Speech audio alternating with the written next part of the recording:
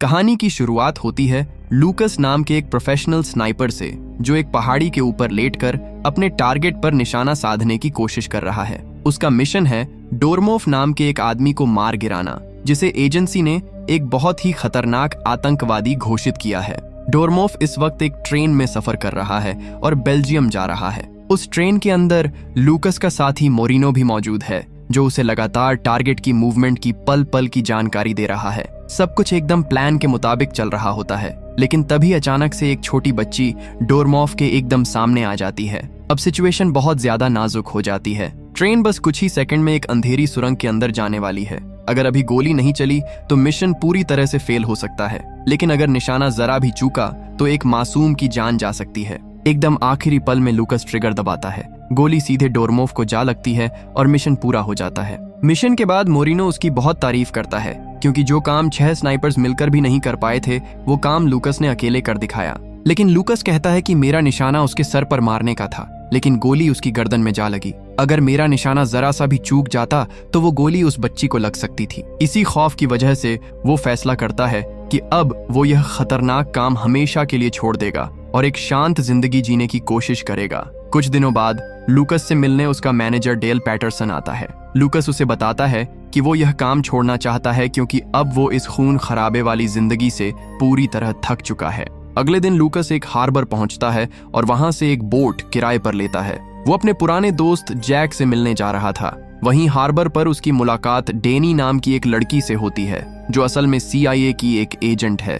लेकिन फिलहाल वो अपनी असली पहचान छिपाकर लूकस पर खुफिया नजर रख रही थी। जैक से मुलाकात के दौरान लूकस को एक चौंकाने वाली बात पता चलती है। जैक बताता है कि जिसे लूकस ने आतंकवादी समझकर मारा था, वो असल में एक मशहूर साइंटिस्ट था और वो पूरी तरह बेगुनाह था। यह सच्चाई सुनकर लूकस हैरान रह जाता है। उसे समझ नहीं आता कि एजेंसी ने उससे इतना बड़ा झूठ क्यों बोला। वो जैक से पुख्ता सबूत मांगता है। जैक उसे यूरी नाम के एक आदमी का पता देता है, जो इस सच्चाई को साबित कर सकता है और फिलहाल हंगरी में रहता है। लेकिन उन दोनों को यह पता नहीं होता कि उनकी पूरी बातचीत एक ड्रोन के जरिए छुपकर सुनी जा रही है। ड्रोन के पीछे जेनेट है, जो CIA की हेड है, और क्ले है, जो जेमिनाई कंपनी का CEO है। ये वही कंपनी है जिसके लिए लूकस इतने सालों से काम करता था। दोनों मिलकर फैसला करते हैं कि अगर लूकस को सच्चाई पता चल गई तो वो उनके लिए एक बहुत बड़ा खतरा बन सकता है। इसलिए वो उसे रास्ते से हटाने की योजना बनाते हैं। उधर जब लूकस अपनी बोट पर लौटता है तो उसे स्टीयरिंग के नीचे एक छोटा सा छुपा हुआ माइक मिलता है। अब उसे पूरा यकीन हो जाता है कि कोई उसकी जासूसी कर रहा है। वो डैनी के पास जाता है और उससे सवाल करता है कि क्या तुम मेरी जासूसी कर रही थी, लेकिन डैनी हर सवाल को बहुत सफाई से मना कर देती है। लूकस को अब एहसास हो जाता है कि यह मामला जितना सीधा दिख रहा है उससे कहीं ज्यादा बड़ा है। अब तक की घटनाओं के बाद लूकस को अपनी गलती का एहसास होता है। उसे समझ आता है कि उसने डैनी पर बिना सबूत शक करके जल्दबाजी कर दी। वो डैनी से माफी मांगता है और माहौल हल्का करने के लिए उसे एक डेट पर चलने को कहता है। डैनी थोड़ी झिझक के बाद मान जाती है। शाम को दोनों डिनर पर मिलते हैं, लेकिन ये कोई आम डिनर नहीं होता। डिनर के दौरान लूकस चुपचाप डैनी के सामने उसकी असली CIA वाली ID निकाल कर रख देता है। अब छुपाने को कुछ नहीं बचता। डैनी मान लेती है कि वो CIA एजेंट है और उसे लूकस पर नजर रखने का काम सौंपा गया था, लेकिन वो यह भी वादा करती है कि अब वो उसकी जासूसी बिल्कुल नहीं करेगी। डिनर खत्म होता है और दोनों अलग अलग अपने घर लौट जाते हैं। उसी रात जेनेट के हथियारबंद लोग जैक की बोट पर पहुंचते हैं और जैक और उसकी गर्लफ्रेंड को बेरहमी से मार डालते हैं। वजह एकदम साफ थी, जैक ने लूकस को सच बता दिया था। दूसरी तरफ अपने घर में गहरी नींद में सो रहा लूकस अचानक एक हल्की सी आहट से जाग जाता है। वो महसूस करता है कि कोई उसके घर के अंदर घुस आया है। बिना देर किए वो मोरिनो को फोन करता है और उसे तुरंत वहां से भाग जाने को कहता है, लेकिन इससे पहले कि मोरिनो पूरी बात समझ पाता, उसे भी मार दिया जाता है। अब लूकस समझ चुका है कि यह सीधा एक क्लीन अप ऑपरेशन है। वो अपनी बंदूक निकालता है और घर में घुसे एजेंट्स को मौत के घाट उतार देता है। इसके बाद वो सीधे भागकर डैनी के घर पहुंचता है। डैनी को गहरी नींद में सोता देखकर लूकस समझ जाता है कि उसने यह हमला प्लान नहीं किया था। अगर वो साजिश में शामिल होती तो इस वक्त जाग रही होती। इसका मतलब साफ है कि अब डैनी की जान भी खतरे में है। वो डैनी को जगाता है और कहता है कि उन्हें जान बचाने के लिए तुरंत यहाँ से निकलना होगा। डैनी बोट की चाबी लेने अंदर जाती है, तभी एक एजेंट उस पर जानलेवा हमला कर देता है। लेकिन डैनी भी एक ट्रेंड एजेंट है। दोनों के बीच जबरदस्त हाथापाई होती है। आखिरकार डैनी उसे अपने काबू में कर लेती है, उसकी बंदूक छीन लेती है और कड़ी पूछताछ करती है। उसे पता चलता है कि यह सब खुद जेनेट के सीधे आदेश पर हुआ है। कुछ देर बाद लूकस भी वहां पहुंच जाता है। डेनी उसे सारी सच्चाई बताती है। अब दोनों अच्छे से समझ चुके हैं कि वे एक ही खेल में फंसे हैं, इसलिए वे साथ मिलकर भागने का फैसला करते हैं। दोनों एक स्पीड बोट में बैठकर वहां से रातों रात निकल जाते हैं। अगली सुबह वे एक समुद्र किनारे पहुंचते हैं, जहां लूकस डेनी का जख्म साफ कर रहा होता है। तभी उनका पुराना दोस्त अपना हेलीकॉप्टर लेकर वहां उतरता है, जिसका नाम बेरी है। बेरी एक ऐसा माहिर पायलट है जो प्लेन से लेकर रॉकेट तक उड़ा सकता है। उधर क्ले गुस्से में जेनेट से मिलता है। वो बहुत नाराज है क्योंकि इतने सारे एजेंट्स मिलकर भी लूकस को खत्म नहीं कर पाए। अब क्ले खुद पूरा मामला संभालने का फैसला करता है। वो अपने सबसे खास स्नाइपर को लूकस को मारने का मिशन सौंपता है। लूकस पैटरसन को फोन मिलाता है और पूरी सच्चाई बताता है। पैटरसन साफ कह देता है कि जेमिनाई और CIA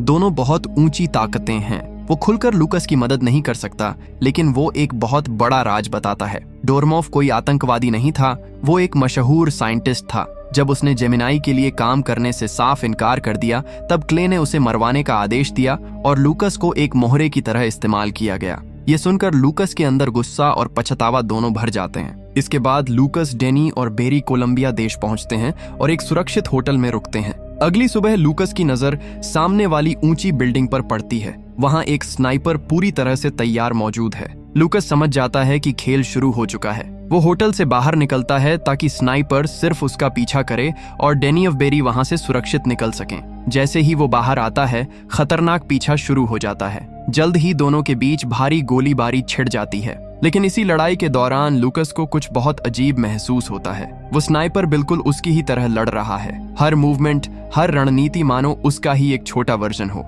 मौका मिलने के बावजूद लूकस उसे मारता नहीं है। वो चुपचाप पीछे हट जाता है। लेकिन वो जूनियर स्नाइपर हार नहीं मानता और लगातार उसका पीछा करता रहता है। लंबी दौड़ भाग के बाद जूनियर आखिरकार लूकस को घेर लेता है। लेकिन तभी वहां कोलंबिया की पुलिस पहुंच जाती है और लूकस गिरफ्तार हो जाता है। कुछ देर बाद डेनी पुलिस स्टेशन पहुंचती है। वो अपना CIA बैज दिखाती है और लूकस को अपने साथ बाहर ले जाती है। अब तीनों, लूकस, डेनी और बेरी, हंगरी के लिए निकल पड़ते हैं ताकि यूरी से मिलकर जेमिनाई का पूरा सच दुनिया के सामने ला सकें। सफर के रास्ते में डेनी चुपचाप लूकस से एक सवाल पूछती है, क्या वो जूनियर स्नाइपर असल में तुम्हारा बेटा है? डेनी के सवाल पर लूकस सख्ती से इनकार कर देता है। वो कहता है कि मुझे इस बारे में कुछ भी नहीं पता और ना ही मेरा दुनिया में कोई बेटा है। लेकिन दूसरी तरफ जूनियर सीधा क्ले के घर पहुंचता है। क्ले खुद उसकी मरहम पट्टी कर रहा होता है। जूनियर के मन में अब कई सवाल उठ चुके हैं। उसकी और लूकस की स्किल्स, मूवमेंट, सोचने का तरीका, सब कुछ इतना ज्यादा एक जैसा क्यों है? जब वो क्ले से यह सीधे सवाल करता है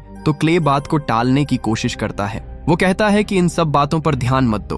तुम्हारा टारगेट सिर्फ और सिर्फ एक इंसान है, लूकस, और वो इस वक्त हंगरी में है। उधर हंगरी पहुंचकर डेनी एक भरोसेमंद डॉक्टर से छुपकर मिलती है। वो जूनियर के खून का सैंपल देती है और DNA टेस्ट करवाने को कहती है। जब रिपोर्ट आती है तो सच्चाई सबको हिलाकर रख देती है। जूनियर और लूकस का DNA 100% मैच करता है। मतलब जूनियर कोई और नहीं बल्कि खुद लूकस का ही एक क्लोन है। ये खौफनाक सच्चाई सुनकर लूकस के पैरों तले जमीन खिसक जाती है। उसे इस प्रोजेक्ट के बारे में कभी भी कुछ नहीं बताया गया था। इस खुलासे के बाद लूकस सीधा यूरी से मिलने जाता है। यूरी सारी सच्चाई खोल कर रख देता है। डोरमॉफ असल में जेमिनाई के क्लोनिंग प्रोजेक्ट का मुख्य साइंटिस्ट था। इस प्रोजेक्ट का खौफनाक मकसद था लूकस जैसे बेहतरीन स्नाइपर के बहुत सारे क्लोन तैयार करना, ताकि अगर कोई क्लोन मिशन में मारा जाए या पकड़ा जाए तो असली पहचान तक कोई ना पहुंच सके। और जब डोरमॉफ ने इस अमानवीय प्रोजेक्ट पर आगे काम करने से मना किया, तब क्ले ने उसे रास्ते से हटाने के लिए मरवा दिया।